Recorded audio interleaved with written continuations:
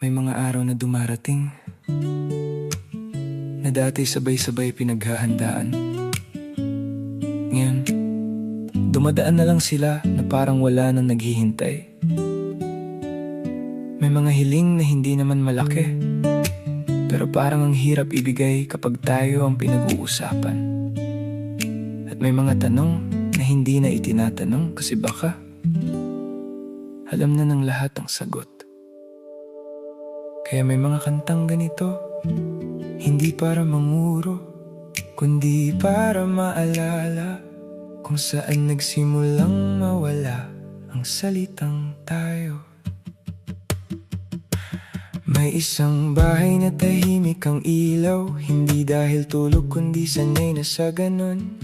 May mga ngiting nakapaskil sa dingding, pero hindi lahat kasama sa kahapon. May hapag na puno pero kulang ang usapan. May tawanan na may iniiwasang tanong sa gitna ng salitang pamilya. May puwang na hindi na napupunan. Hindi lahat ng buo ay buo talaga.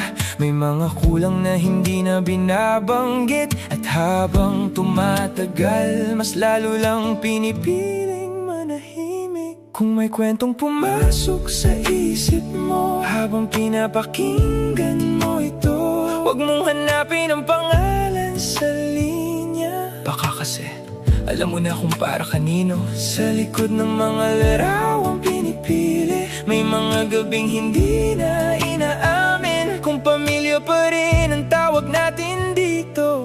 Bakit parang hindi na tayo? Bakit?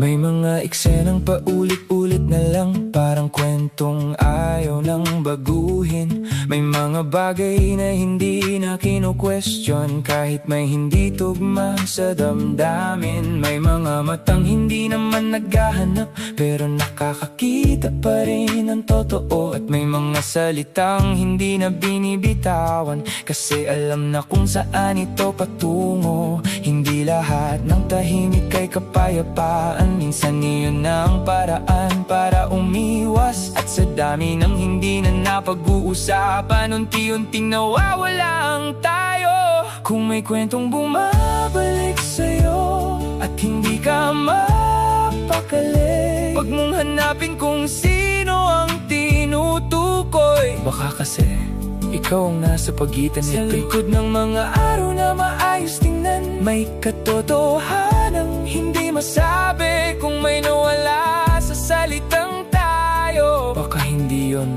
basta nawala lang.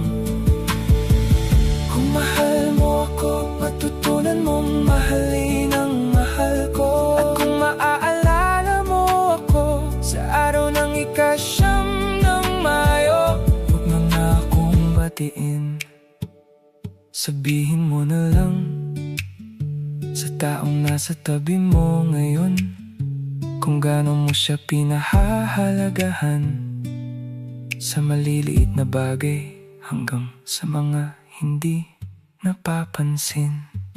May isang hiling na tahimik na lang dumaan, kahit para sa lahat ang bigat na dala. Sa bawat sandaling pipiliin ang tayo, may pusong marahang lumilihis palayo. Kaya minsan napapatanong na lang, paano nasasabing buo ba ang pagmamahal, habang yung iba natuto ng mabuhay ng kanya-kanya. May pusong hinihila pa rin pabalik sa tayo. Kung itong araw na ito ako ang bida, hindi ako humiling ng bago. Hinihintay ko lang yung matagal lang dapat dumating. Kung may natira man sa salitang tayo, sana hindi pa huli. Kasi kahit lumipas ang panahon, may isang pusong hindi pa rin tumitigil maniwala sa atin.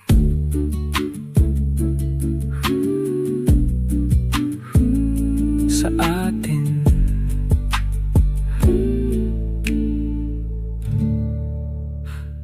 sa atin.